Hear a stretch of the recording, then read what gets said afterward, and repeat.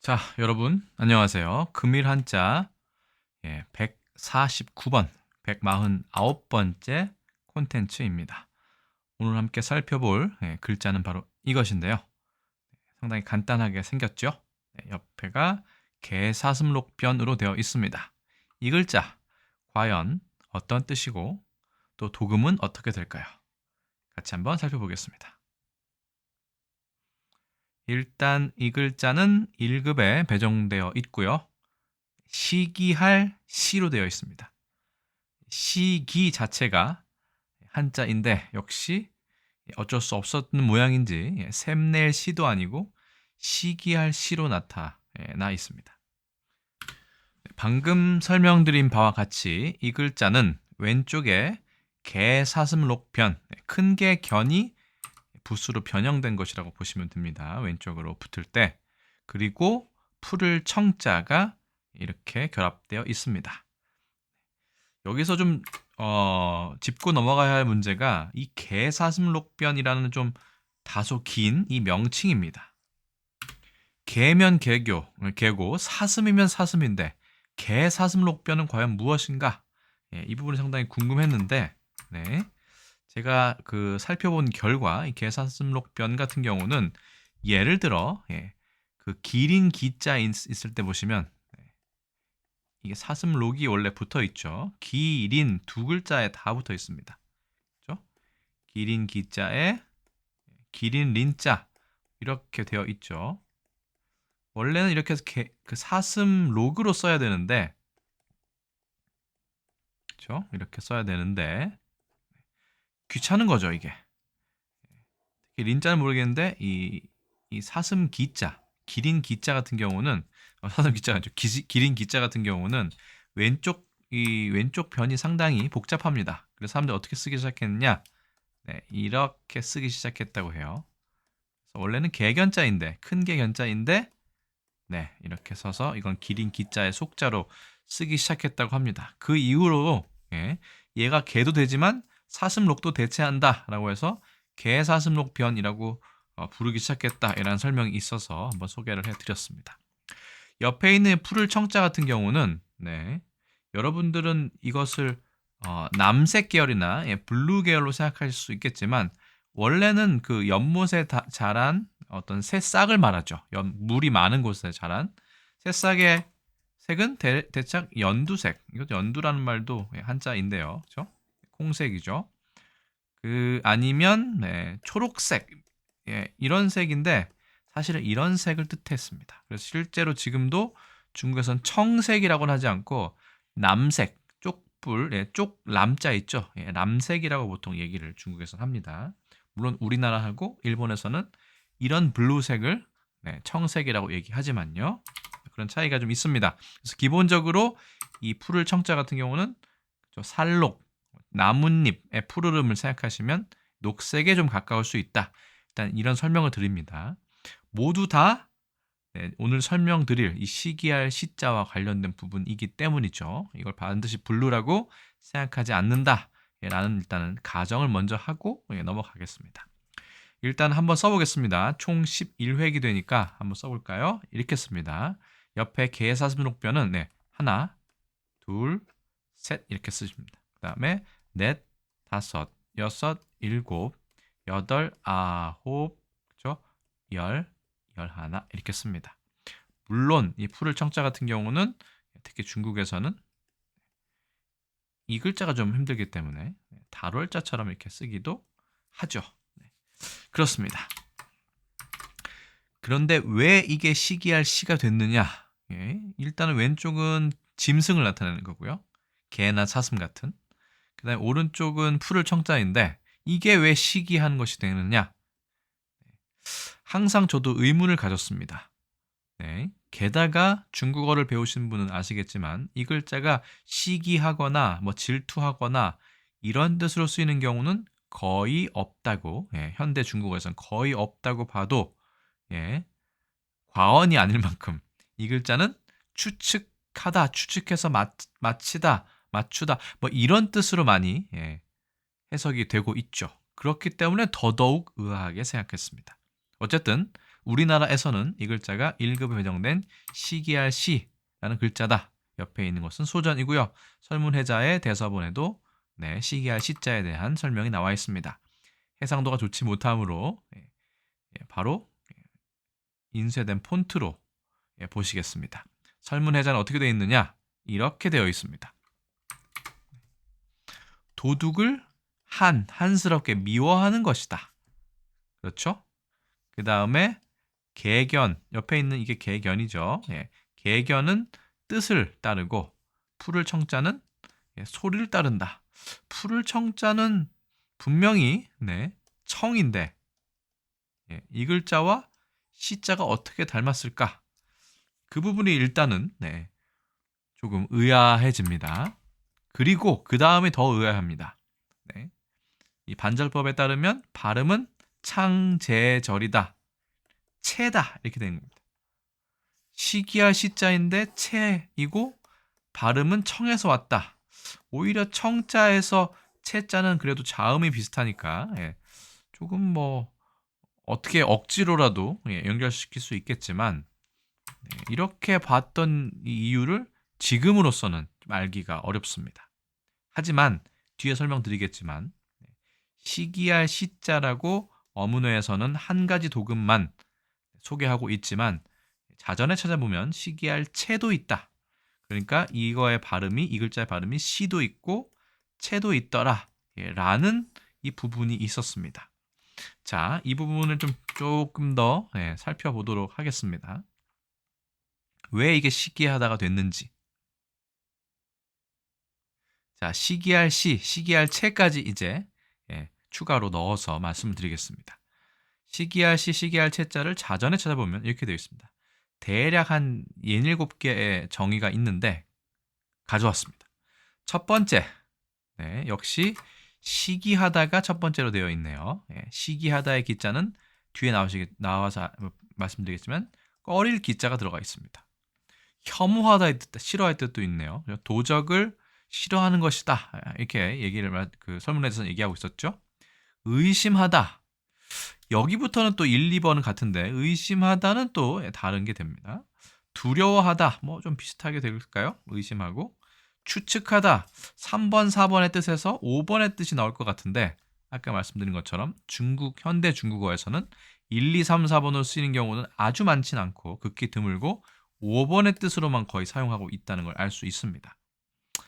추측하다. 왜 이렇게 됐을까요? 그 전에 1, 2, 3, 4의 순으로 대충 뜻이 변하고 확장됐다고 생각하면 애초에 왜 시기하다는 뜻이 이렇게 되었을까? 그 부분이 상당히 궁금했습니다. 개인적으로도.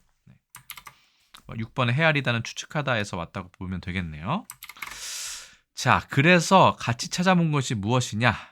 여러분 혹시 백안시하다, 청안시하다 이런 표현을 들어보신 적이 있으신지요? 꽤 청안 같은 경우는 많이 못 들어보셨어도 백안은 많이 들어보셨을 거예요. 일단 청안을 찾아보면 只对人喜爱或器重 이렇게 되어 있어요.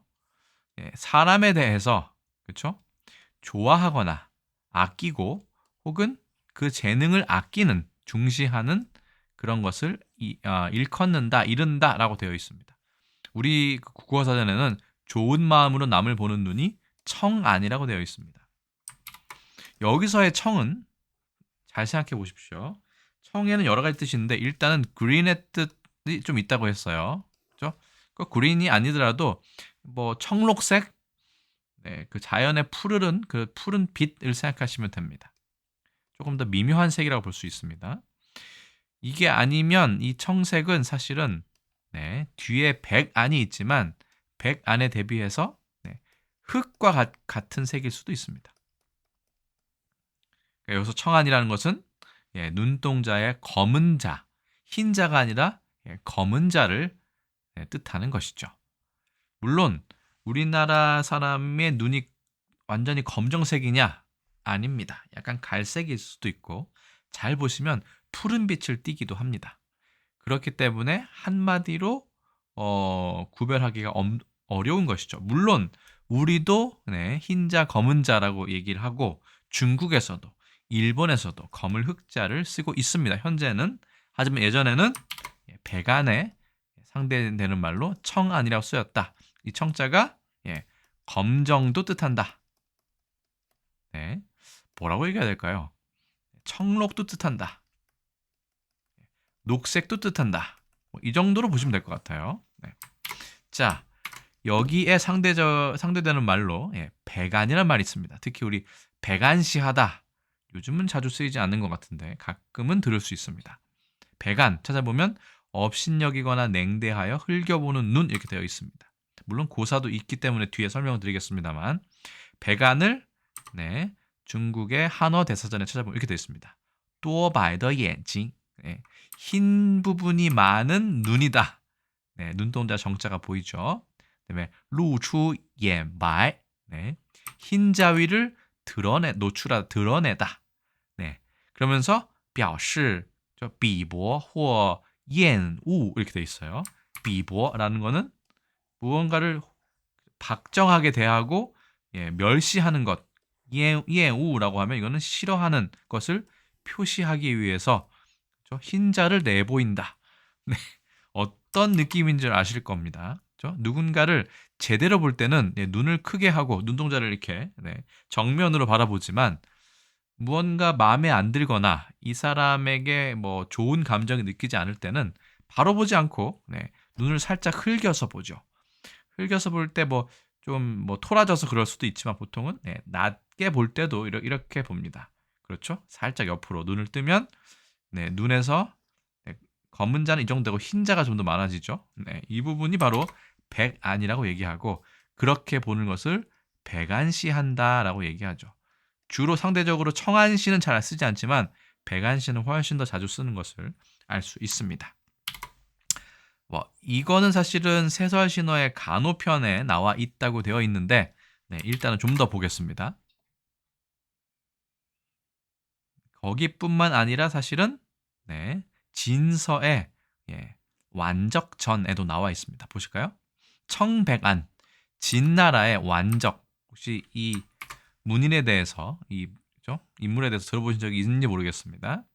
보통 죽림 7현 대나무 숲에 사는 7명의 현자 중에 한 명으로 대부분은 좀 기이한 어떤 특성을 가지고 있었죠. 세속에 얽매이지 않고 예절을 극도로 싫어하는 그런 사람들을 일컫는다고 했는데 어느 정도 과장이 섞여 있겠죠. 진나라의 완적이 반가운 사람을 만나면 청안을 뜨고 제대로 이렇게 눈을 크게 뜨고 어서 오세요 이렇게 얘기를 했겠고 미운 사람 특히 뒤에 나오겠지만 예절을 막 차리고 좀 더 가식적인 사람이 오면 오히려 백안을 떴던 고사에서 나왔다. 정말 특이한 사람이죠. 요즘 같으면 사회생활을 아주 거꾸로 하는 셈인데 어쨌든 진서 49권의 완적전에 나옵니다. 그래서 청백안 이 완적이라는 사람은 청백안이 가능했다고 얘기합니다. 그런 곳에서 제가 보자면 이 풀을 청자가 나온 이유를 좀 알 수 있을 것 같아요. 여러분도 어떻게 생각하시는지 모르겠지만 보통은 좋은 것을 보면 반가운 것을 보면 이 눈동자를 크게 해서 검은 자 위주로 사람이 보게 되죠. 그게 일반적인 경우라고 한다면 이거는 조금 더 야만적인 겁니다.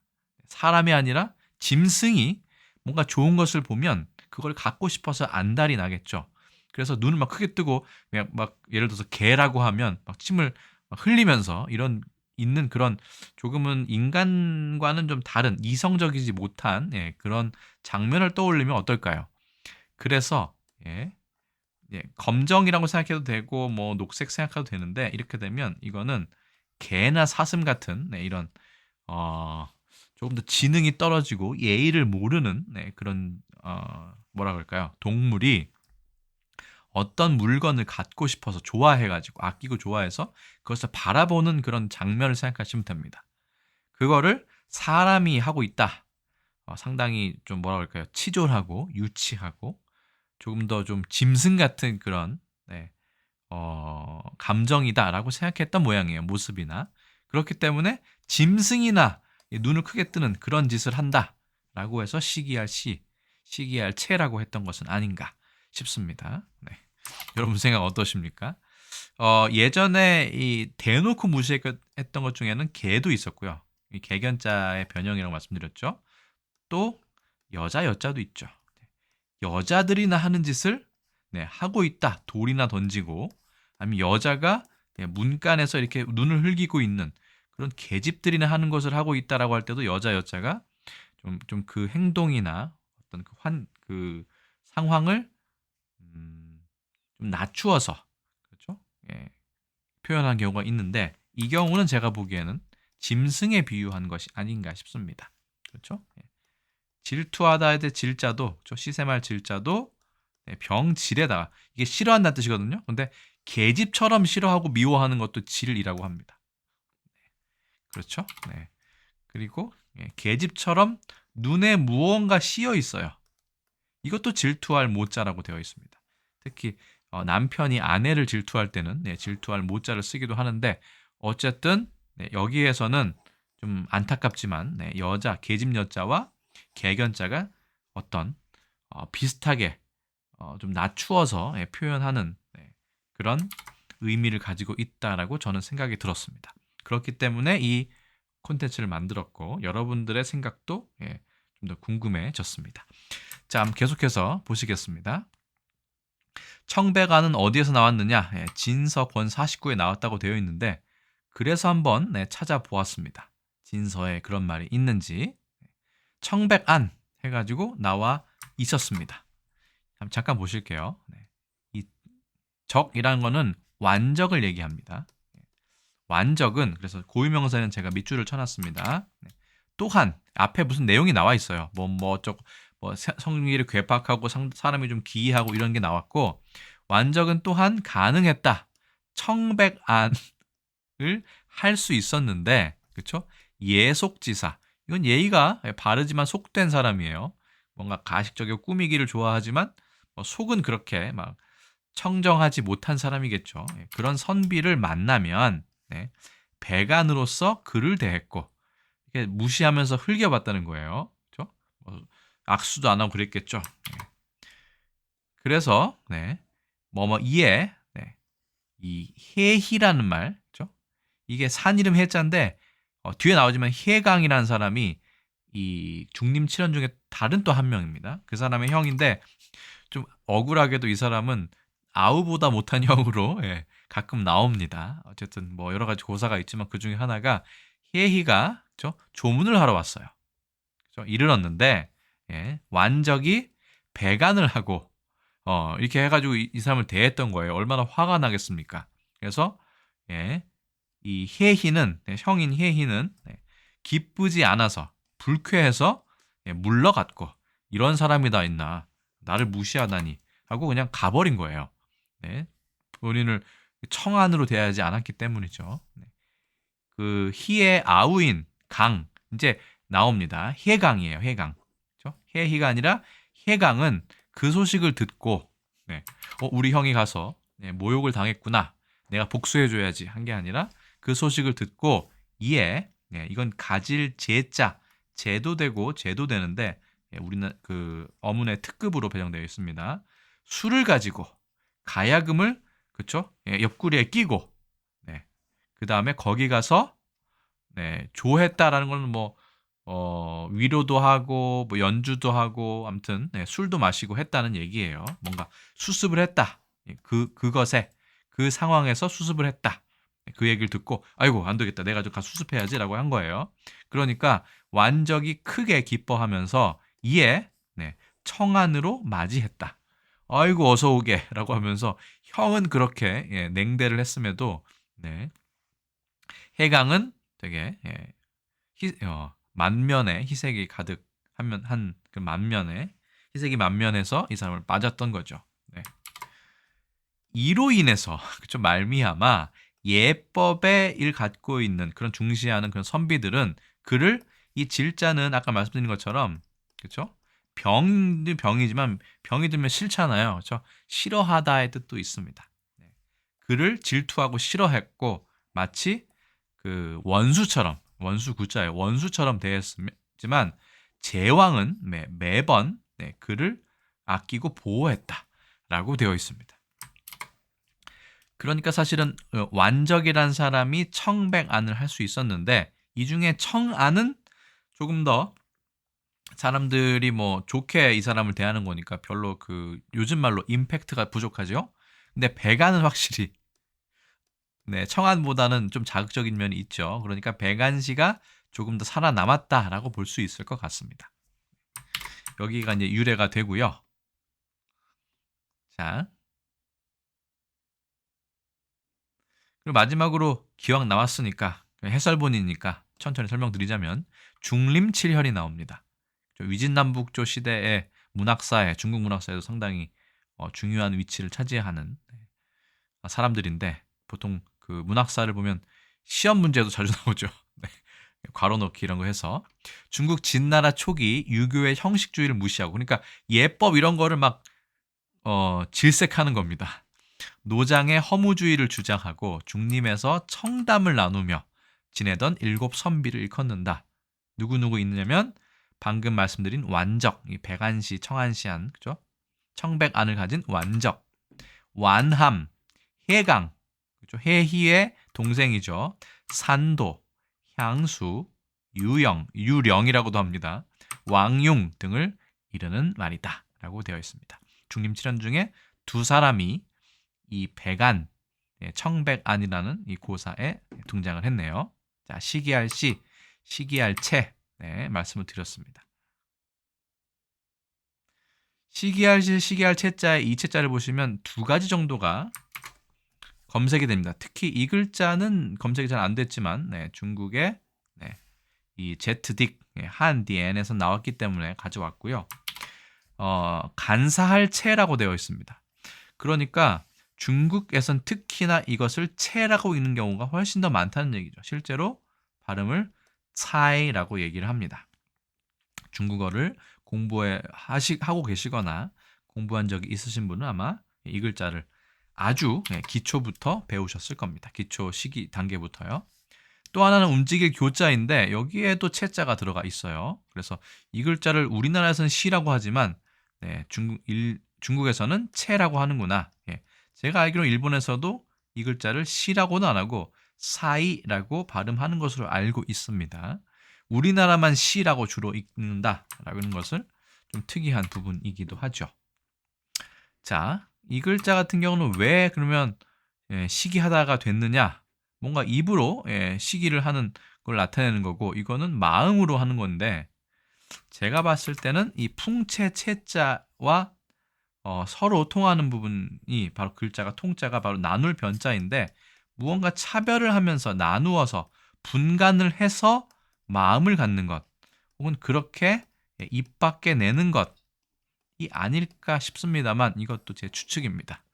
네. 그래서 그렇게 해석하지 않으면 시기할 시자와 이 글자가 왜 이체자로 동자가 되는지 설명할 길이 별로 없습니다. 제가 보기에는. 그렇죠? 네. 그 발음도 그러하고요. 네. 그래서 시기할 시라고 우리는 하고 있지만 중국과 일본에서는 이 채 쪽에 가깝다.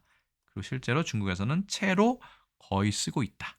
시기할 시라는 발음은 제가 찾지 못했습니다. 시와 비슷한 발음은.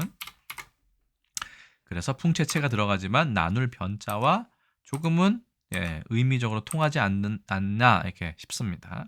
조심스럽네요. 그래도 제가 이 글자에 대해 상당히 궁금해했는데 이번 조사 과정을 통해서 많은 궁금증이 개인적으로 해소가 되었다고 생각합니다. 자, 중국에서는 차이라고 얘기합니다. 시라는 발음은 거의 보지 못했습니다.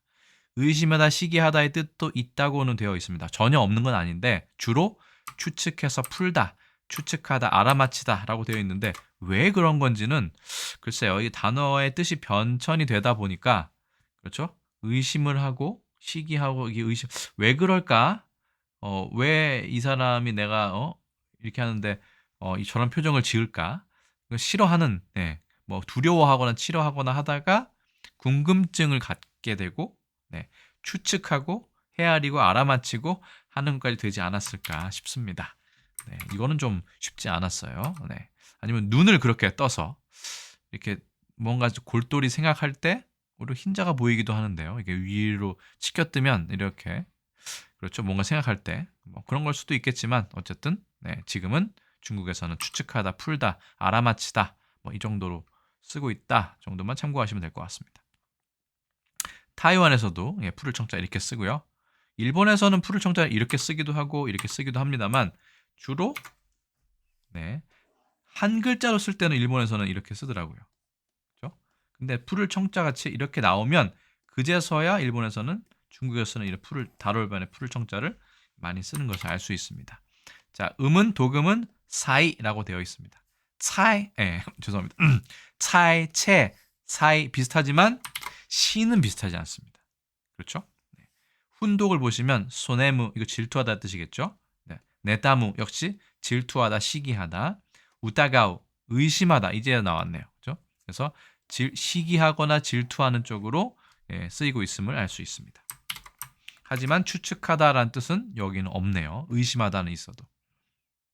뭐 의심하다나 추측하다나 또 통하는 부분이 있으니 그러려니 하겠습니다.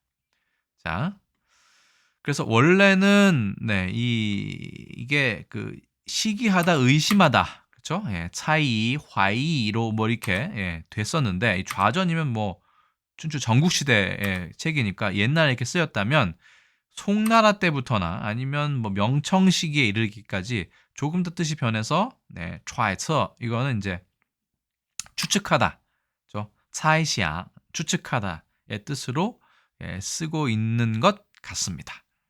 근데 제가 여기 보기에도 이 글자는 왕안석의 시인데요.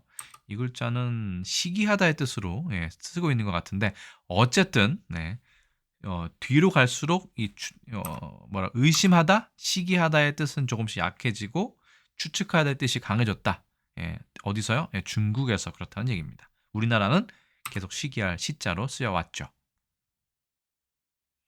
자, 그래서 중국에서는 지금 이 추측할 채자로 보자면 차이라고 되어 있고 보통 이렇게 무엇일까요? 한번 알아맞혀 보세요라고 할 때 많이 쓰입니다. 니 차이차이. 오늘 뭐 기분이 좋아 보이는데 무슨 일 있어? 그러면 여기서 니 차이차이.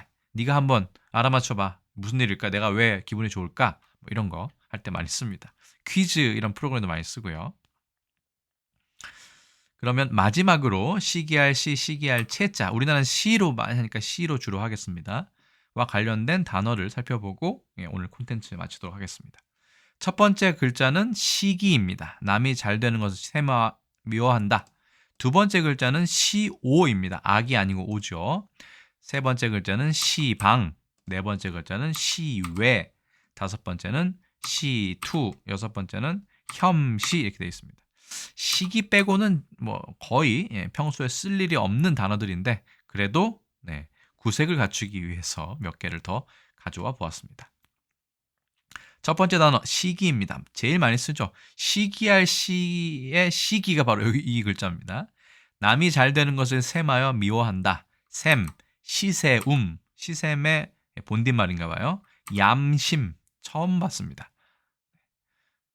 꺼릴 기자가 들어가고 이것은 아까 시오라고 말씀드렸죠. 싫어할, 미워할 오자, 시기하고 미워함, 시기, 시세움, 시샘 다 비슷한 뜻입니다. 세 번째 글자 단어 시방입니다. 방은 헐뜯을 방자죠. 비방하다고 할 때 헐뜯을 방, 그래서 시방 있고요. 네 번째 단어 시외입니다. 미워하고 두려워한다. 이게 두려워하고 얘도 두려워한 뜻이 있으니까 이거는 글쎄요. 많이 쓰이지 않는 거지만 기외도 있네요. 혐외도 있고 뭔가 기와 혐과 시와 투와 뭔가 다 비슷한 것 같습니다. 다섯 번째인가요? 시투입니다. 이 글자를 지난 시간에 설명하다가 시기할 시자를 한번 알아봐야겠다라고 생각을 했습니다. 자, 시샘 질투. 그래서 이 시자와 투자가 어떻게 다른가 생각을 해보았습니다. 하나는 그렇죠? 못돼 대먹지 못한 짐승. 하나는 교육을 받지 못하고 워낙 유전자가 열등하다고 예전엔 여겼던 기계집 들어가는데 이것이 일반적이거나 아니면 그 예의가 없는 시샘이라면 이거 같은 경우 지난번에 말씀드린 것처럼 부부 혹은 연인 간의 이 사랑과 관련한 질투를 얘기합니다. 사실 요즘에는 뭐 다 비슷하게 쓰이는데 그래도 얘는 일반적인 시샘, 얘는 연인, 부부 간의 시샘을 얘기한다. 뭐 다른 이성을 좋아해서 질투가 난다든가 이 사람한테 뭐 잘해줘가지고 마음속으로 분노가 있다든가 이런 것이 투고 일반적인 질투 시샘은 시나 채다라고 보시면 될 것 같습니다. 지난 말씀드린 것처럼 투모라는 것도 있었는데 이거는 또 역시 여자가 두 개나 들어가죠. 질투 들어가고 무릎을 못 잔데 눈에다가 무언가를 씌우는 거예요. 여자가 씌운 거죠. 계집이 씌워서 막 이렇게 분노에 어쩔 줄을 몰라 하는 그런 모습을 생각하시면 됩니다. 예전에 만든 글자니까요. 이해해 주시기 바랍니다. 그렇게 좀 조금 다르다. 특히 못 자는 남자가 부인에게 가지는 질투심이라고 말씀드렸죠. 지난번에. 혐시, 뭐 싫어하거나 꺼리거나 시리거나 의심한다. 사실은 이 싫어할 혐자, 혐오할 때 혐자는 계집 여자가 들어가는 아주 대표적인 부정적인 글자인데 계집이 별을 두 개를 한꺼번에 이렇게 가지려고 하는 거예요. 손으로 쥐어가지고 뭐 그렇습니다. 어쨌든 그래서 싫어하거나 꺼리거나 시기하고 의심한다. 시의라고도 한다. 시의라는 표현은 중국에서도 쓰고 있는데요. 어쨌든 그래서 우리나라에서는 추측하다의 뜻은 거의 없고 굳이 하자면 두려워하다 정도는 쓸 수 있지만 대부분은 시기하다, 꺼려한다, 무언가 질투한다 뭐 이런 뜻으로 보시면 될 것 같아요. 짐승이라 하는 짓이죠. 그런 거는 사람이 사람을 미워하는 것은 뭐랄까요? 인간답지 않은 성숙하지 못한 태도라고 여겼던 모양입니다. 시샘도 사실은 제가 보기에는 이 시기할 시자가 들어간 거 아닌가 생각이 들어요. 왜냐하면 샘이 있거든요. 혹은 세움이나 이 자체가 원래 샘을 내다의 뜻인데 시샘이라는 표현도 자주 쓰는데 안타깝게 사전에는 국어사전은 이게 시기할 시자의 한자라고는 명확하게 되어 있지 않습니다. 그냥 제 생각이니까 물음표를 제가 덜어놨고 자기보다 잘되거나 나은 사람을 공연히 미워하고 싫어함. 그래서 시샘은 시세움의 준말이네요. 할 때 이 시자가 시기할 시자 이 한자에서 오지 않았을까라는 저는 개인적으로 의심을 해보고 있습니다. 근거는 없고요. 자, 그래서 시기할 시와 관련된 단어 6개 살펴보았습니다. 시기 가장 중요하게 쓰이죠. 시오, 시방, 시외, 시투, 혐시까지 이렇게 6개를 알아보았습니다. 그래서 금일 한자 149번째 시간에는 그렇죠. 개사슴록변에 풀을 청자가 들어있어서 시샘하다, 시기하다라는 생각, 그 뜻. 중국에서는 추측하다의 뜻으로 많이 그 의미가 좀 변해버린 글자인 시기할 시자에 대해서 알아보았습니다. 일단 오늘 설명 여기까지 드리고 저는 또 다음에 다른 콘텐츠에서 인사드리겠습니다. 여러분 안녕히 계세요.